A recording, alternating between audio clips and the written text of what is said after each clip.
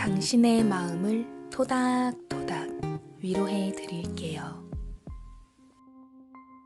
오늘 제가 가지고 온 책은 칼비테의 자녀교육법입니다. 200년간 전 세계 스테디셀러죠. 가정교육 바이블 도서입니다. 영재교육에 관심이 있으신 분들은 읽어보시면 좋은데요. 저는 오늘 202페이지 장난감을 가지고 놀며 배울 수 있는 지식은 없다. 이 파트를 읽어드릴까 합니다. 많은 부모들은 아이가 혼자 놀거나 시끄럽게 하지 않기 위해서 또는 아이의 체면이나 자존심을 살리기 위해서 장난감을 사준다. 심지어 무책임하게 장난감을 아이에게 쥐어주고는 신경 쓰지 않는 부모도 있다. 난 이런 방법에 대단히 비판적이다.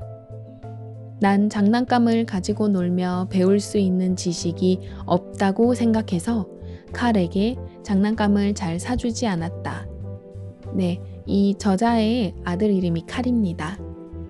난 다른 아이들이 장난감을 가지고 놀 때 칼에게 독서와 사물을 관찰하는 법을 가르쳤는데 칼도 기꺼이 따랐다.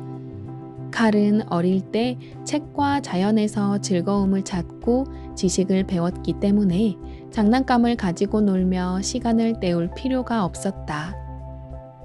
많은 사람들은 지능을 개발하기에 유아기가 얼마나 좋은 시기인지 모르고 그저 아이를 친구들과 어울려 놀게 한다. 이것은 아이의 좋은 시절을 낭비하는 것이요. 아이에게 죄를 짓는 것으로 부끄럽고 슬픈 일이다. 이렇게 반 페이지만 들었는데도 칼비테 교육관이 굉장히 뚜렷하다는 걸 아시겠죠? 좀 이건 맞다, 이건 틀리다라는 분별을 좀 많이 하시는 저자이시더라고요. 어린 시절 장난감과 함께 보내는 것은 허송세월을 보내는 것으로 나중에 손에서 장난감을 떼기가 어려워진다.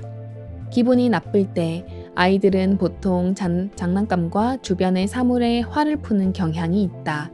그런데 장난감을 던지면 장난감은 물론이거니와 장난감과 부딪힌 사물도 망가지게 마련인데 이렇게 어릴 때부터 강한 파괴성을 가지면 커서 사회에 위험한 인물이 될 수도 있다.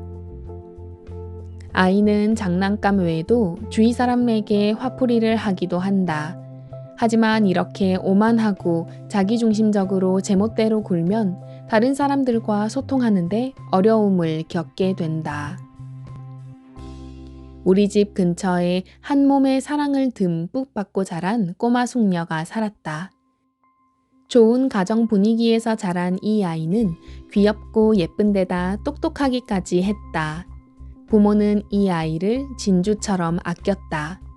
사람들은 꼬마 숙녀의 집에 놀러 갈 때마다 매번 아이에게 가장 좋은 장난감을 선물했는데 비싼 바비 인형이 수백 개가 넘는다는 소문이 들렸다. 꼬마 숙녀는 줄곧 장난감 세계에서 살았다. 난 선의의 뜻에서 이 아이의 부모에게 너무 장난감만 가지고 놀게 하지 말고 되도록 빨리 공부를 시키라고 조언했다.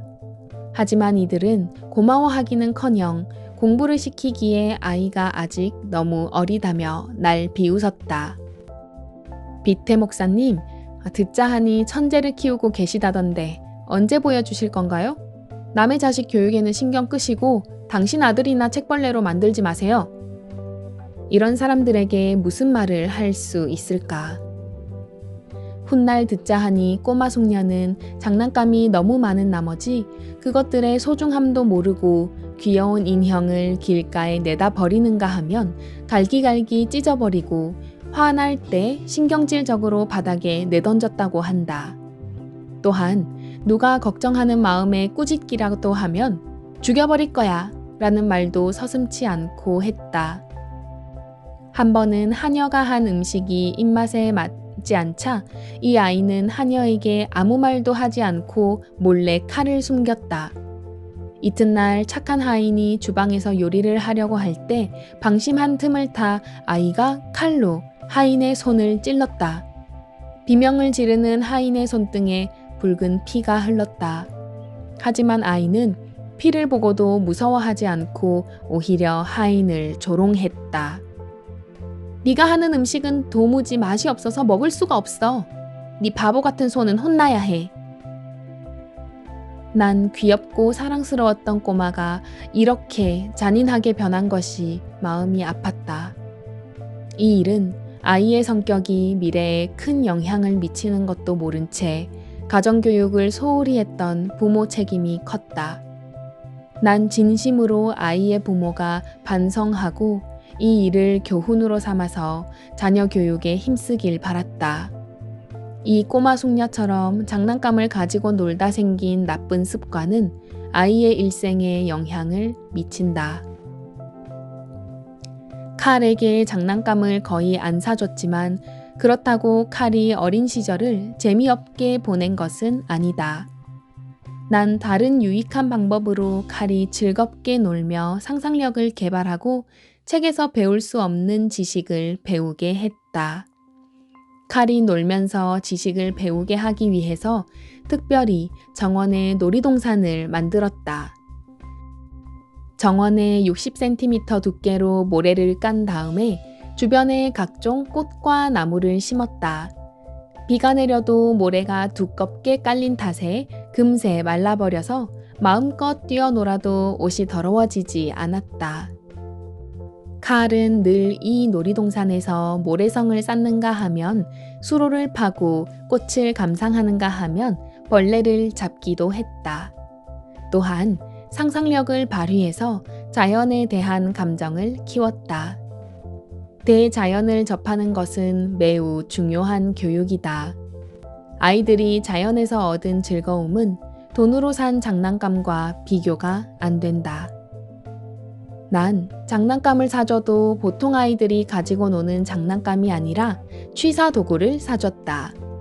칼은 어리지만 늘 어른의 일을 하고 싶어 했는데 유난히 주방 일에 관심이 많았다. 어떤 부모는 이런 아이들의 기호를 대수롭지 않게 여기고 심지어 싫어해서 아이의 천성을 그대로 묵히고 만다.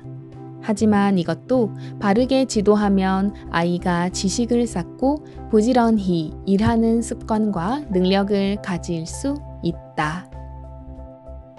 장난감과 관련된 파트는 여기까지 읽어드렸습니다. 모두 끝까지 들어주셔서 정말 감사하고 사랑합니다. 토닥토닥 위로받고 사랑받는 하루 되세요. 다음에 또 만나요.